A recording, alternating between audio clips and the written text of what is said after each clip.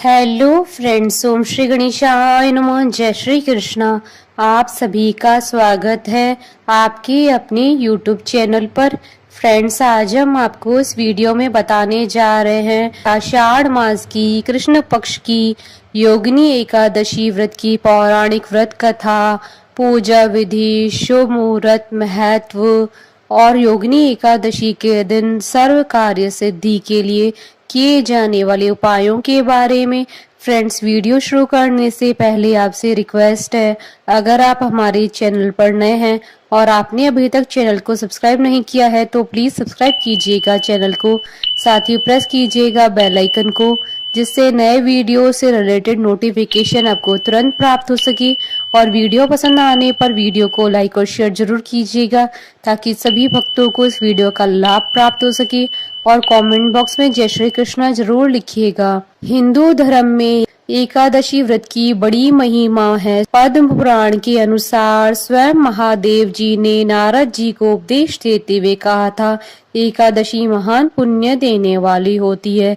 एकादशी प्रत्येक महीने में 2 बार आती है, एक शुक्ल पक्ष में, दूसरी कृष्ण पक्ष में। पूर्णिमा के बाद आने वाली एकादशी को कृष्ण पक्ष की एकादशी और अमावस्या के बाद आने वाली एकादशी को शुक्ल पक्ष की एकादशी कहा जाता है। जो भक्त एकादशी के दिन उपवास करते हैं वे उपवास के नियमों का कड़ाई से पालन करते हैं तथा अगले दिन सूर्योदय के बाद ही उपवास का समापन करते हैं। एकादशी व्रत के दौरान सभी प्रकार के अनाज का सेवन वर्जित होता है। जो लोग किसी कारण से एकादशी व्रत नहीं रखते हैं उन्हें एकादशी के दिन भोजन में चावल का प्रयोग नहीं करना चाहिए तथा झूठ व परनिंदा से बचना चाहिए। जो व्यक्ति एकादशी के दिन विष्णु सहस्त्र नाम का पाठ करता है उस पर भगवान विष्णु जी की विशेष कृपा होती है। आषाढ़ मास के कृष्ण पक्ष की एकादशी को योगिनी एकादशी के नाम से जाना जाता है। योगिनी एकादशी के दिन भगवान श्री नारायण जी की पूजा आराधना की जाती है। श्री नारायण भगवान विष्णु का ही नाम है। इस एकादशी का व्रत करने से समस्त पाप नष्ट हो जाते हैं और पीपल के वृक्ष को काटने जैसे पाप तक से मुक्ति मिल जाती है। इस व्रत के प्रभाव से किसी के दिए हुए श्राप का निवारण होता है। यह एकादशी देह की समस्त आदि व्याधियों को नष्ट कर सुंदर रूप, गुण और यश देने वाली होती है। योगिनी एकादशी का व्रत करने से जीवन में समृद्धि और आनंद की प्राप्ति होती है। यह व्रत तीनों लोकों में प्रसिद्ध है। मान्यता है कि योगिनी एकादशी का व्रत करने से 88,000 ब्राह्मणों को भोजन कराने के बराबर पुण्य प्राप्त होता है। फ्रेंड्स, अब आइए जानते हैं साल 2025 की योगिनी एकादशी के शुभ मुहूर्त के बारे में। हिंदू पंचांग के अनुसार साल 2025 में योगिनी एकादशी का व्रत 21 और 22 जून 2025 शनिवार और रविवार के दिन है। 21 जून 2025 को योगिनी एकादशी स्मार्त व्रत रखा जाएगा जिसे गृहस्थ रखते हैं, और 22 जून 2025 को योगिनी एकादशी गौण व्रत रखा जाएगा जिसे वैष्णव व्रत के नाम से भी जाना जाता है। आषाढ़ कृष्ण एकादशी तिथि प्रारंभ होगी 21 जून 2025 को सुबह 7:18 पर और आषाढ़ कृष्ण एकादशी तिथि का समापन होगा 22 जून 2025 को सुबह 4:27 पर। योगिनी एकादशी स्मार्त व्रत के पारण का समय रहेगा 22 जून 2025 को दोपहर 1:52 से शाम 4:38 तक। पारण तिथि के दिन हरिवासर समाप्ति का समय रहेगा सुबह 9:41 पर और योगिनी एकादशी वैष्णव व्रत के पारण का समय रहेगा 23 जून 2025 को सुबह 5:34 से सुबह 8:24 तक। पारण के दिन द्वादशी सूर्योदय से पहले ही समाप्त हो जाएगी और इस दिन त्रिपुष्कर योग का शुभ संयोग भी बन रहा है। त्रिपुष्कर योग का प्रारंभ होगा शाम 5:38 से अगले दिन सुबह 1:21 तक। फ्रेंड्स, आप हमारे चैनल पर ज्वाइन बटन को दबाकर हमारे चैनल के मेंबर भी बन सकते हैं। हम हमारे चैनल के मेंबर्स के कमेंट्स को टॉप प्रायोरिटी पर रखकर उनका रिप्लाई करते हैं। फ्रेंड्स, अब ये जानते हैं योगिनी एकादशी की पूजन विधि के बारे में। योगिनी एकादशी व्रत के नियम दशमी तिथि से ही शुरू हो जाते हैं। दशमी तिथि की रात्रि से ही नमक का प्रयोग न करें। योगिनी एकादशी के दिन मिट्टी को विशेष महत्व दिया जाता है। इस दिन मिट्टी का पूरे शरीर पर लेप किया जाता है। मिट्टी के अलावा योगिनी एकादशी पर स्नान के लिए तिल के लेप का भी प्रयोग किया जाता है। स्नान के बाद व्रत का संकल्प लें और कुंभ की स्थापना करें।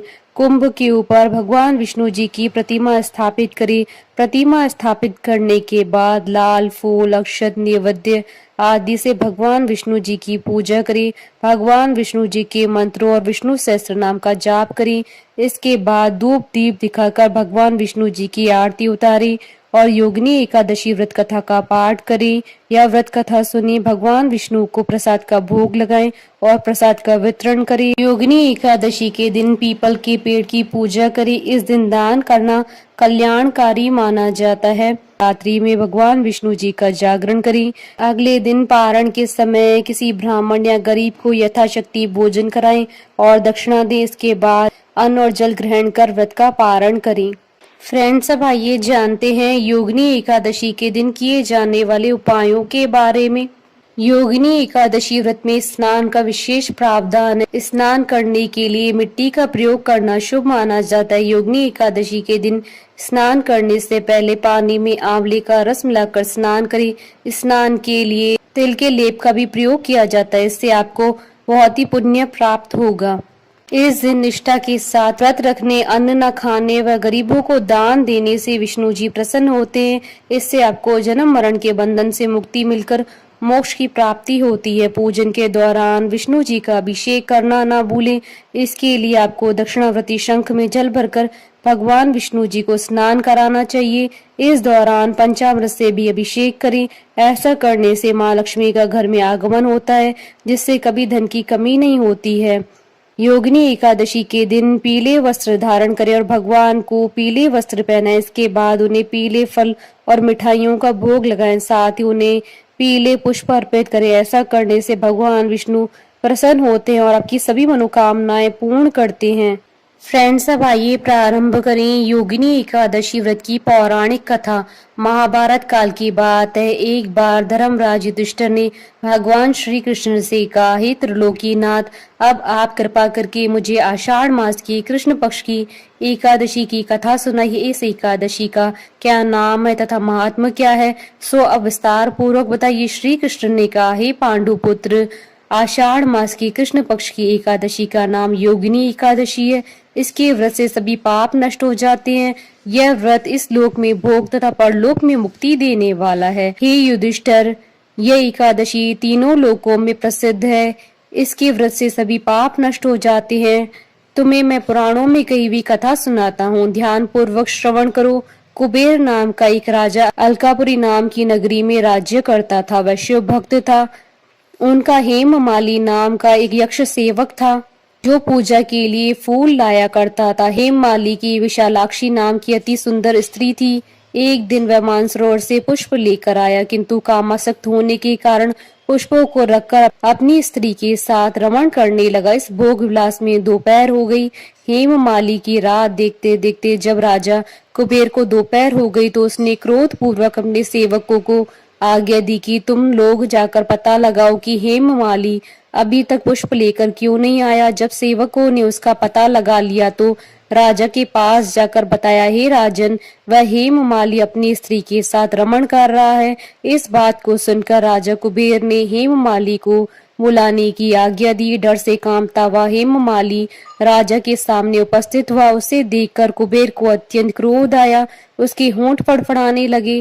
राजा ने कहा, अरे अधम, तूने मेरे परम पूजनीय देवों के भी देव भगवान शिव जी का अपमान किया है। मैं तुझे श्राप देता हूँ कि तू स्त्री के वियोग में तड़पे और मृत्यु लोक में जाकर कोड़ी का जीवन व्यतीत करे। कुबेर के श्राप से वह तुरंत स्वर्ग से पृथ्वी लोक पर आ गिरा और कोड़ी हो गया। उसकी स्त्री भी उससे बिछड़ गई। मृत्यु लोक में आकर उसने अनेक भयंकर कष्ट भोगे, किंतु शिव जी की कृपा से उसकी बुद्धि मलिन न हुई और से पूर्व जन्म की सुध रही। अनेक कष्टों को भोगता हुआ तथा अपने पूर्व जन्म के कुकर्मों को याद करता हुआ वह हिमालय पर्वत की तरफ चल पड़ा। चलते चलते वह मार्कंडेय ऋषि के आश्रम में जा पहुंचा। वह ऋषि अत्यंत वृद्ध तपस्वी थे। वह दूसरे ब्रह्मा के समान प्रतीत हो रहे थे। उनका वह आश्रम ब्रह्मा की सभा के समान शोभा दे रहा था। ऋषि को देखकर हेममाली वहां गया और उन्हें प्रणाम करके उनके चरणों में गिर पड़ा। हेममाली को देखकर मार्कंडेय ऋषि ने कहा, तूने कौन से ऐसे निष्कृष्ट कर्म किए हैं जिससे तो कोढ़ी हुआ और भयानक कष्ट भोग रहा है। महर्षि की बात सुनकर हेममाली बोला, हे मुनि श्रेष्ठ, मैं राजा कुबेर का अनुचर था। मेरा नाम हेममाली है। मैं प्रतिदिन मानसरोवर से फूल लाकर शिव पूजा के समय कुबेर को दिया करता था। एक दिन पत्नी सहवास के सुख में फंस जाने के कारण मुझे समय का ज्ञान नहीं रहा और दोपहर तक पुष्प न पहुंचा सका। तब उन्होंने मुझे श्राप दिया कि तू अपनी स्त्री को वियोग और मृत्यु लोक में जाकर कोढ़ी बनकर दुख भोग। इस कारण मैं कोढ़ी हो गया तथा पृथ्वी पर आकर भयंकर कष्ट भोग रहा हूँ। अतः कृपा करके आप ऐसा कोई उपाय बताइए जिससे मेरी मुक्ति हो। मार्कंडेय ऋषि ने कहा, हे हेममाली, तूने मेरे सम्मुख सत्य वचन कहे हैं, इसलिए मैं तेरे उद्धार के लिए एक व्रत बता रहा हूँ। यदि तू आषाढ़ मास की कृष्ण पक्ष की योगिनी नामक एकादशी का विधान पूर्वक व्रत करेगा तो तेरे सभी पाप नष्ट हो जाएंगे।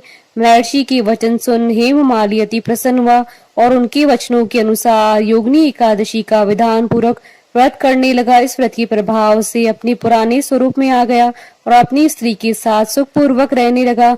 भगवान श्री कृष्ण ने कहा, हे राजन, इस योगिनी एकादशी कथा का फल 88,000 ब्राह्मणों को भोजन कराने के बराबर है। इसके व्रत से सभी पाप नष्ट हो जाते हैं और अंत में मोक्ष प्राप्त करके प्राणी स्वर्ग का अधिकारी होता है। कथा सार, मनुष्य को पूजा आदि धर्म में आलस्य या प्रमाद नहीं करना चाहिए, अपितु मन को संयम में रखकर सदैव भगवान की सेवा में तत्पर रहना चाहिए। बोलिए भगवान विष्णु की जय, सनातन धर्म की जय। हमारे साथ इस वीडियो में अंत तक बने रहने के लिए आपका धन्यवाद। ओम श्री गणेशाय नमः। जय श्री कृष्णा।